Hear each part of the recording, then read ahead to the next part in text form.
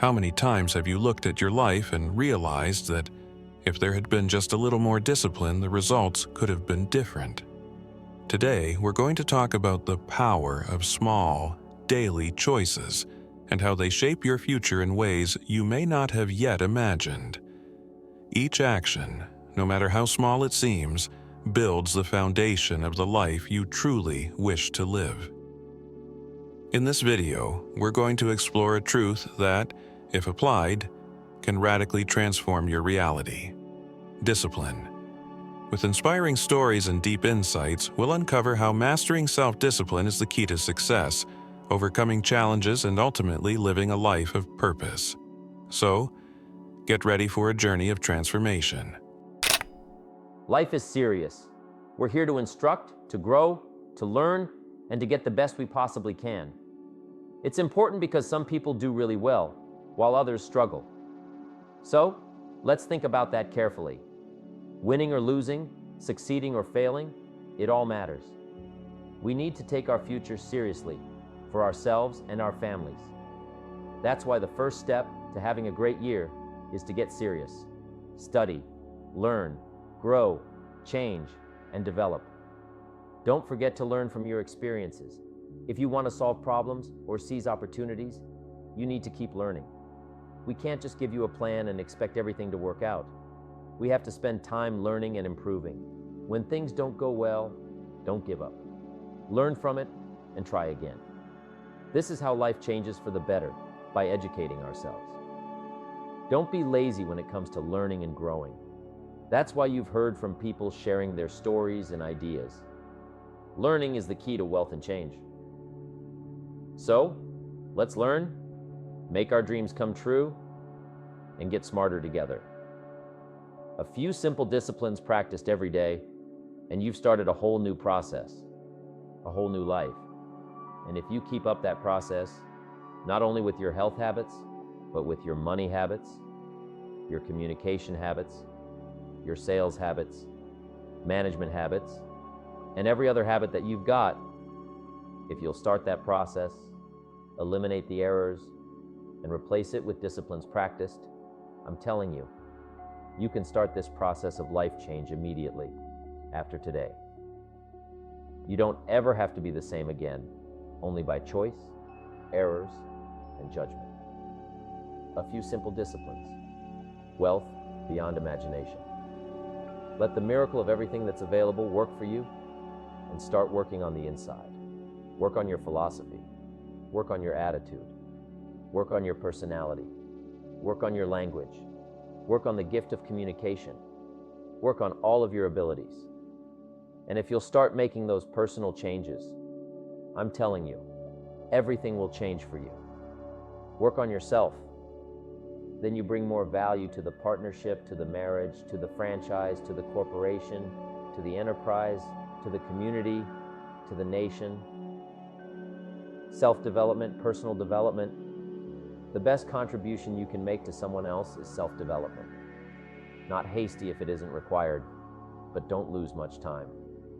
Here's the time to act. When the idea is hot and the emotion is strong, that's the time to act. Don't use the excuses they use. It's called the language of the poor. Switch gears, switch language, switch ideas, switch strategy. Start with the simplest of disciplines, and don't demean any of these disciplines. The smallest of disciplines starts the process of life change. And if you'll invest in this thing called discipline, you can have whatever you wish. It's called the beginning of a miracle. If you will get better, everything will get better for you. What a clear message that was for me.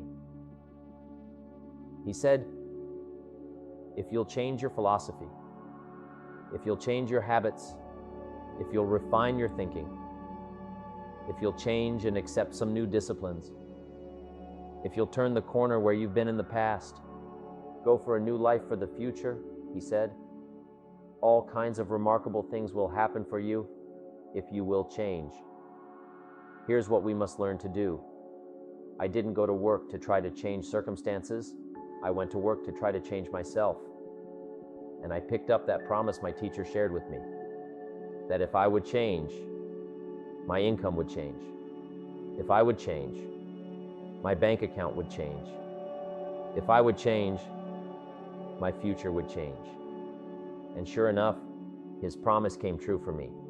You know, the companies were about the same, what they paid was the same circumstances around me were the same, you know, my negative relatives were the same, but I was not the same. That's how my life changed. Things started working for me, changing my life all those years ago. We don't have to change what's going on out there. That's the wind that's blowing. All we have to do is change what's going on in here. And now, there are several ways to do that. The first subject he called personal development. We must learn from personal experience. Pretty simple. Learn from what happens to you. Take a look back over the last few months. Did you make some mistakes? How could you correct those for the future? Take a look back over the last year. Have you done it right or done it wrong? Let's correct it for the next year. Mr. Schoaf asked me when I first met him, he said, "Mr. Rohn, how are you doing? You've been out there now 6 years." And I said, "I'm not doing very well." He said, "I suggest you not do that anymore." What a simple, swift analysis to my situation. He said, "If you keep doing it, the next 6 years will be like the last 6. You don't want that to happen. Let's make the changes." So, learn from your personal experience. Second, other people's experiences. That's me, other people, that's your teacher, that's your friends and colleagues, the people you meet that can pass along to you their experiences. What's happened to them, the mistakes they made, how they corrected them, how they changed their health and changed their bank account and changed their income and changed their future. Other people. Now there are two kinds of people to learn from. One is failures. It's too bad failures don't give seminars, right? That would be valuable. Have them tell you how they lost it all and threw it all away, threw their health away and threw their friendships away and things didn't work out well. That would be valuable. But now then, we must also learn from positive people that have done well. They've got the health. And so we ask them, how did you become so healthy? They've got the skills, so we ask them, how did you become this skillful? They've got the income, so we ask them, how did you get here in such a short period of time? So now, here's what's important in personal development, in learning from other people. We learn, number one, by observation. We learn what we see. We watch people that are successful in what they do. In sports, we watch their disciplines. In business, we watch their disciplines. Second, we learn by what we hear. Learn by listening. And then listen to the sermon on Sunday morning. Listen to the lectures. Listen to the teacher. Listen to someone who's got something good to say. And then, number 3, is vitally important on personal development, and that is read all the books. All the books you can possibly read in your lifetime. Mr. Schoaf got me started on my library. I've got one of the better libraries. And then I started keeping a journal. One of the major things my teacher taught me was to keep a journal. He said, don't trust your memory. If you hear something good, just make a little note and write it down. So I would suggest you do the same things that impress you. A poem that impresses you when you attend a class, some of the ideas that impress you, jot them down.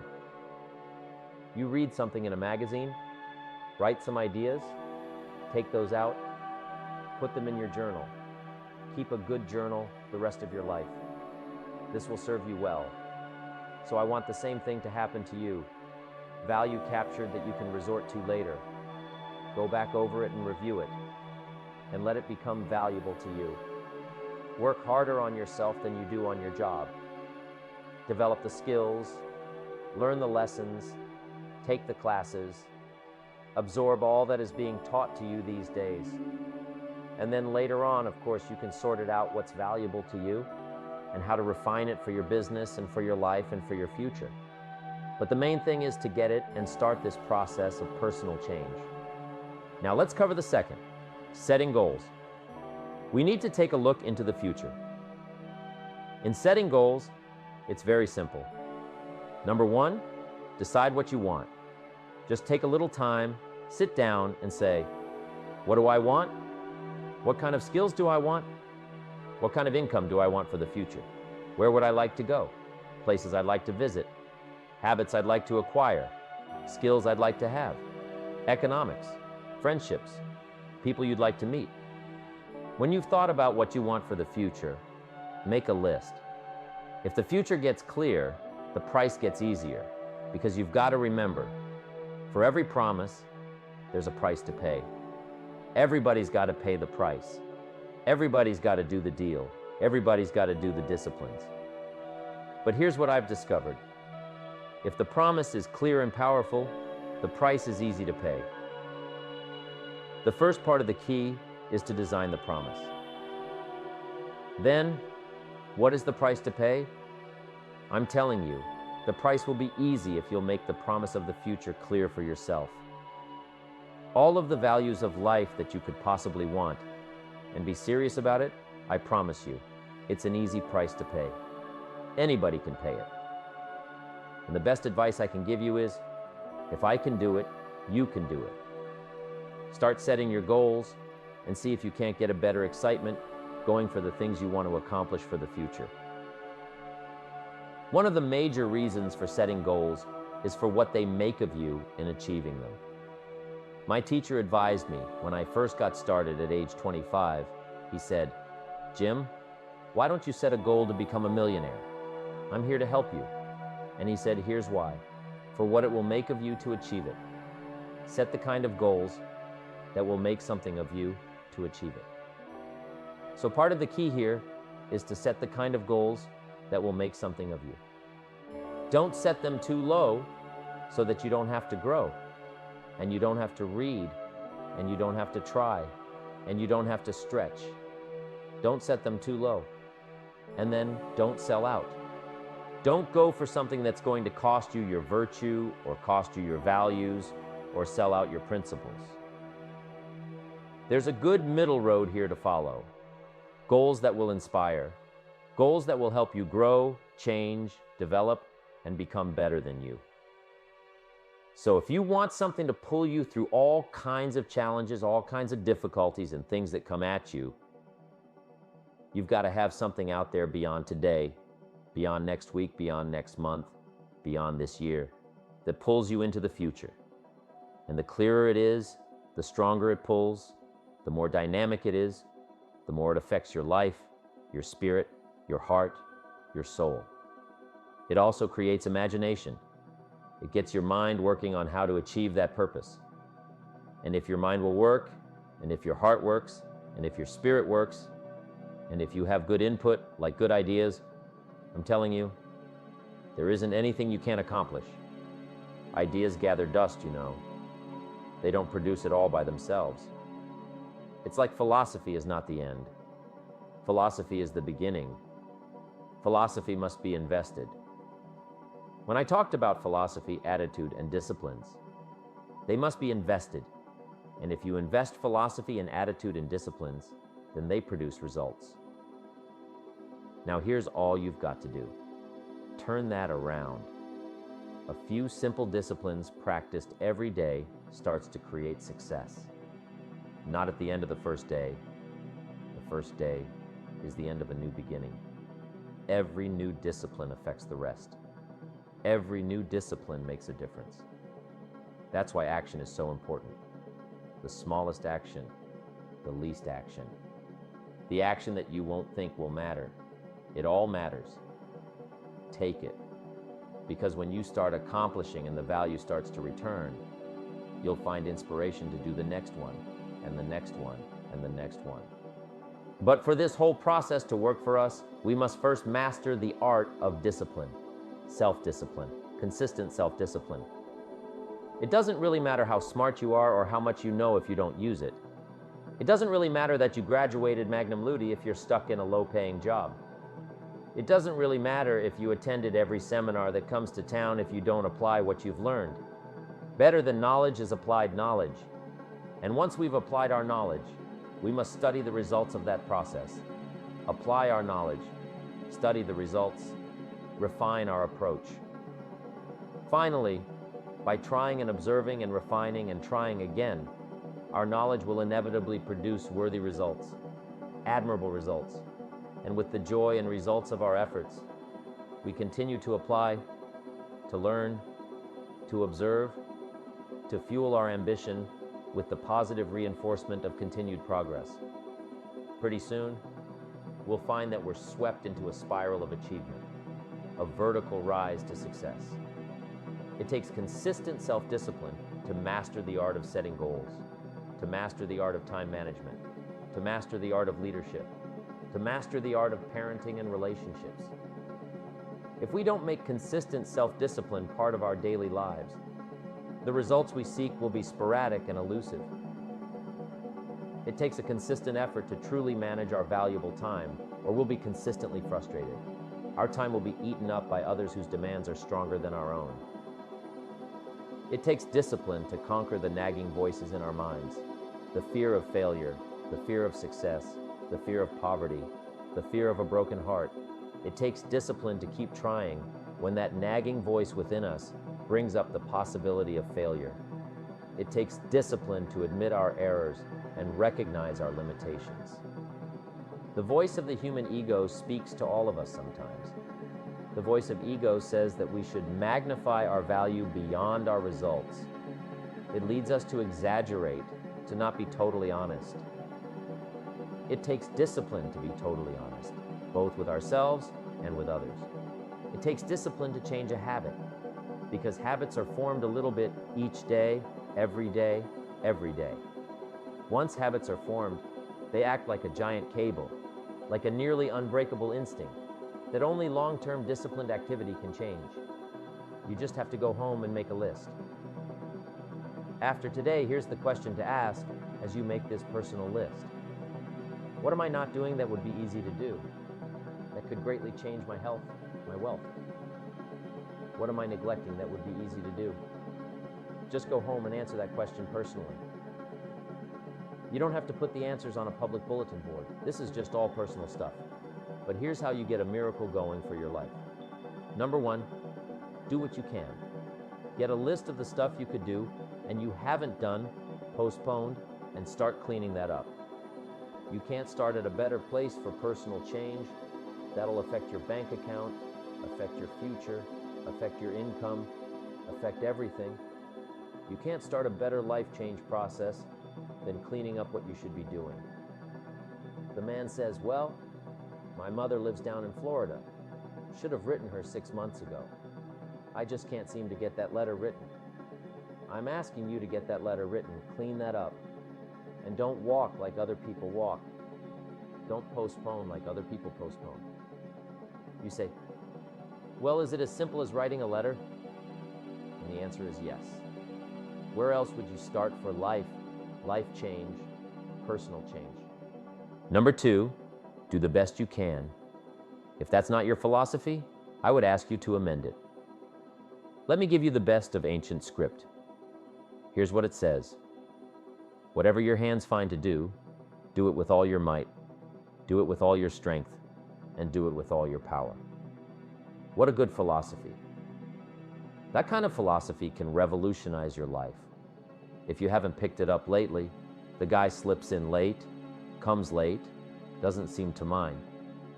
Slips out early, first one in the parking lot, heading for happy hour, stretches his break, comes early for lunch, late back from lunch. Company doesn't seem to notice. Guy says, best as I can calculate, I'm putting in about a half a day's work and I'm collecting a full day's pay. Little does he know, the seeds of his own disaster are already being sown by the weakness of his own personal philosophy. It's not the economy that's going to determine your next 6 years. It's your philosophy about labor, about activity, about miracle, and soil, and seed, and sunshine, and rain, and the economy, and the banks, and the money, and the companies, and the schools, and what's going on. It's your philosophy and your attitude, and then your ability to take action. All of that we call the process of life change. miracle-working, consistent self-discipline. Set up a discipline when the emotions are high and the idea is strong and clear and powerful.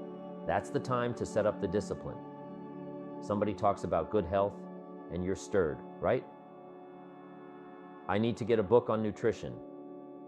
Get the book before the idea passes, before the emotion gets cold.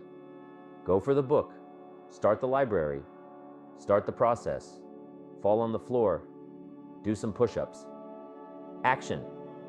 You've got to take action. Otherwise, the wisdom is wasted. Otherwise, the emotion soon passes unless you put it into a disciplined activity. Capture it. Disciplines. It's called How to Capture the Emotion and How to Capture the Wisdom and translate it into equity. Disciplines. You start walking around the block. It'll inspire you to get an apple. Get an apple. It'll inspire you to get a book. Get a book. It'll inspire you to get a journal. Get a journal. It'll inspire you to grow. Develop some skills. All disciplines affect each other. Every lack affects the rest. Every new affects the rest. The key is to diminish the lack and set up the new, and you've started a whole new life process. Here's the greatest value of discipline: self-worth, self-esteem. People are teaching self-esteem these days, but they don't connect it to disciplines. The slightest lack of discipline starts to erode our psyche. One of the greatest temptations is to just ease up a little bit. Right. The slightest lack of doing your best starts to erode the psyche. Instead of doing your best, doing just a little less than your best. Sure enough, you say, well, it's just going to affect my sales. No, it's going to affect your consciousness. It's going to affect your philosophy. Now you've begun, in the slightest way, to affect your own philosophy. Here's the other side of discipline. If there's considerable time that passes between the moment of awareness and the time of our implementation, then that is called procrastination. Procrastination, doing it tomorrow instead of today. Procrastination, an almost exact opposite of discipline. The voice within us says, get it done. Discipline then says, do it now. Do it to the best of your ability. Today, tomorrow, and always. Until finally, the worthy deed becomes instinctive. Procrastination says, later, tomorrow, whenever I get a chance. Procrastination also says, do what is necessary to get by or to impress others. Do what you can, but not what you must. In every circumstance we face, we are constantly presented with these two choices. Do it now or do it later. Discipline and procrastination. A choice between a disciplined existence, bearing the fruit of achievement and contentment, or procrastination. The easy life, for which the future will bear no fruit, only the bare branches of mediocrity. The rewards of a disciplined life are great, but they're often delayed until sometime in the future. The rewards for the lack of discipline are immediate, but they are minor in comparison to the immeasurable rewards of consistent self-discipline. An immediate reward for lack of discipline is a fun day at the beach. A future reward of discipline is owning the beach. For most, we choose today's pleasure rather than tomorrow's fortune. So, how can you get rid of the easy distractions?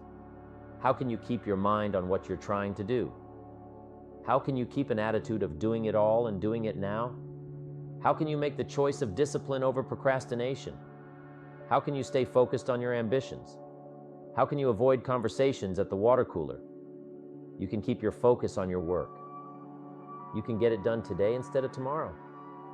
You've got to really work on your consistent self-discipline on a daily basis, or you'll find yourself distracted by negative thoughts, distracted by negative people, distracted by water cooler chatter, and pretty soon, depending on the type of people you've associated with, distracted by your doubts within yourself. Never underestimate the power of influence and associations, and never underestimate the power of your own consistent self-discipline.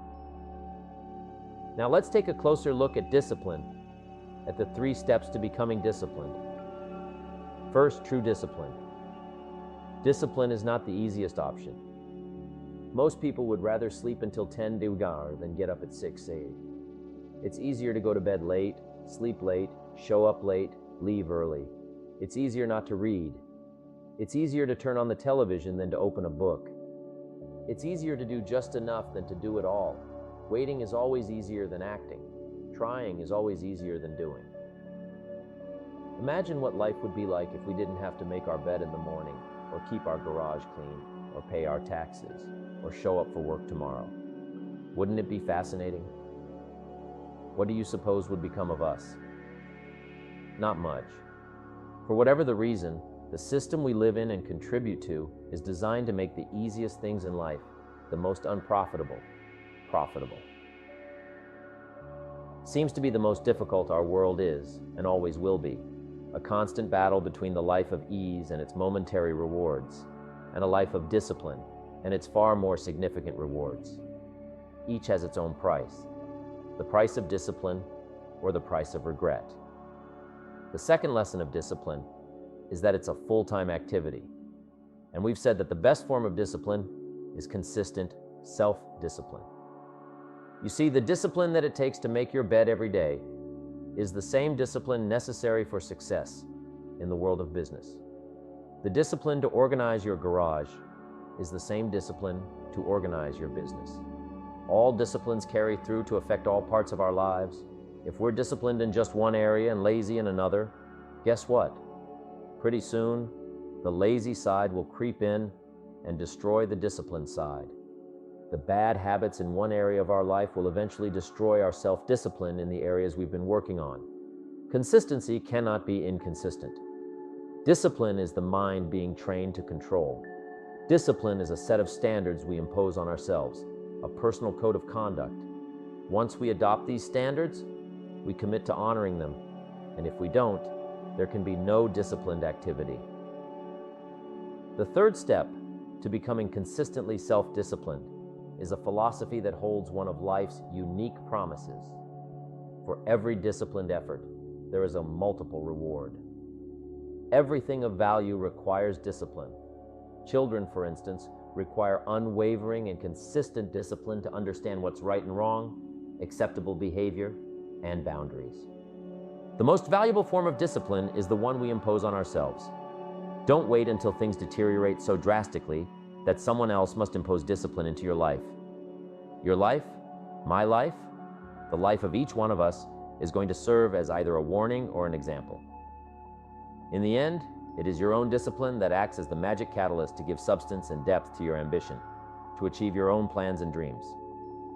Humans also need words. Words nourish the mind, give life, and create insight.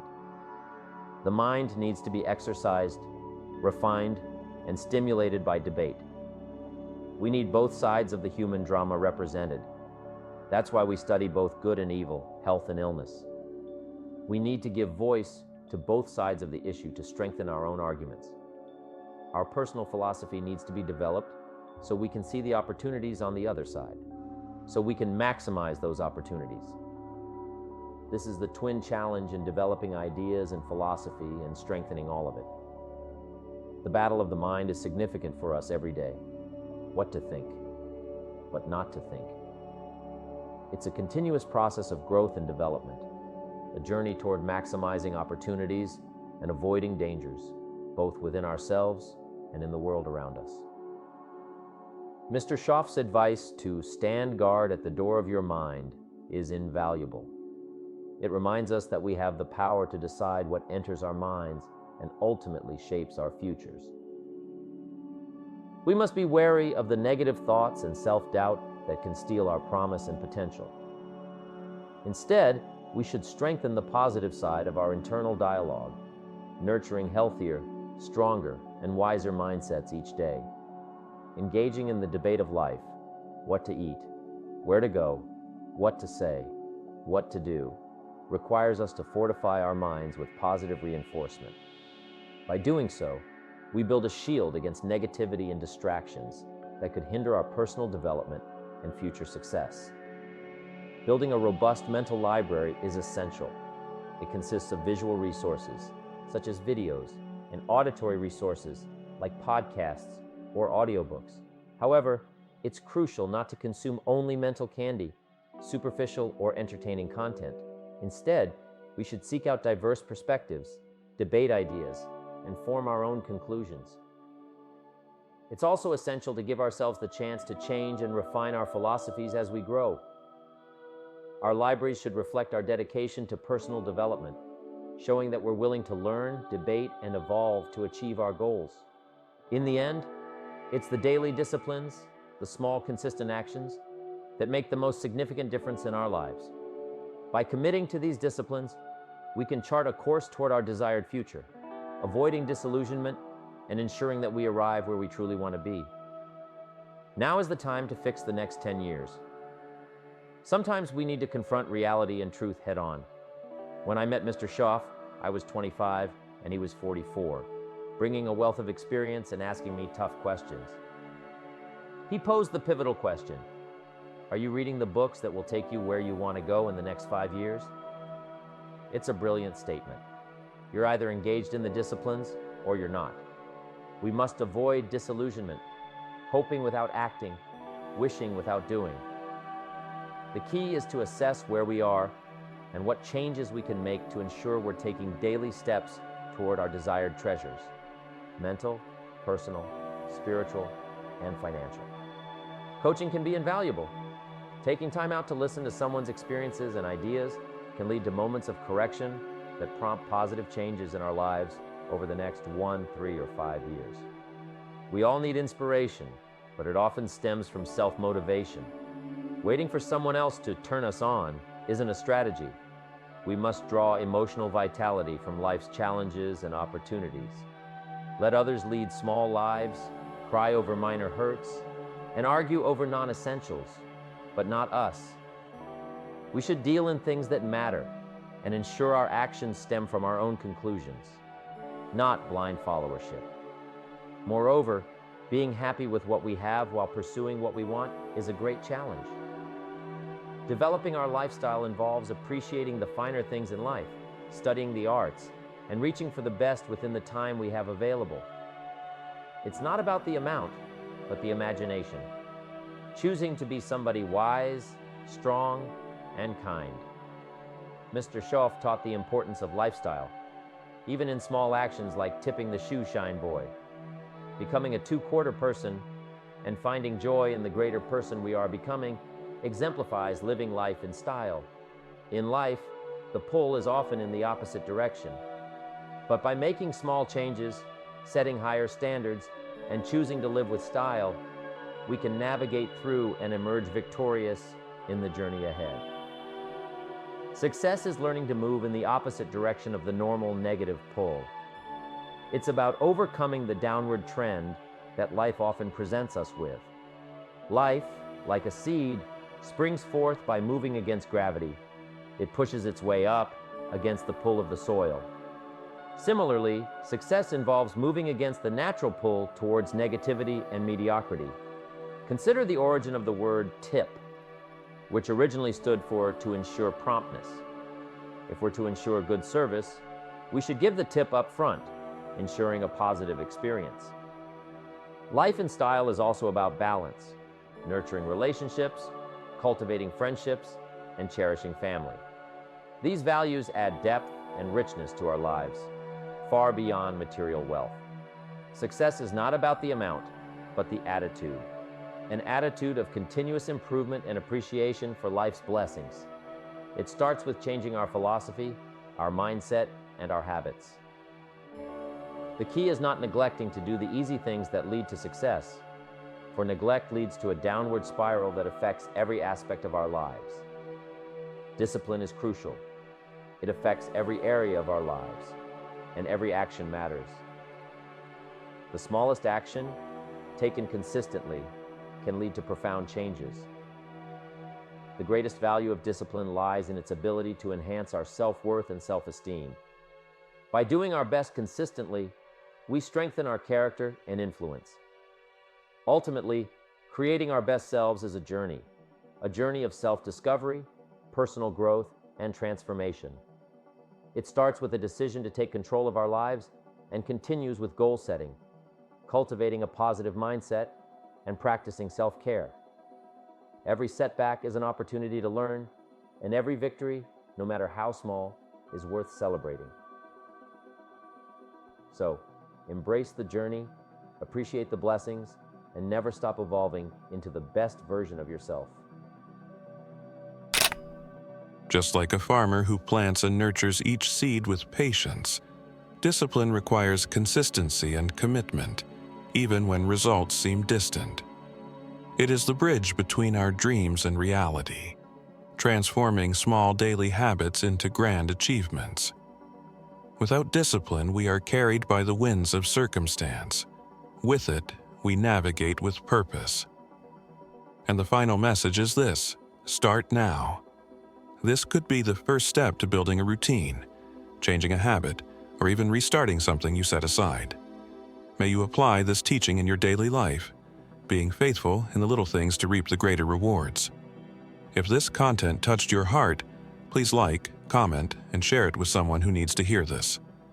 Together, we can spread this message of transformation and inspire more people to walk with purpose and determination. Follow the channel to keep receiving messages that uplift and motivate.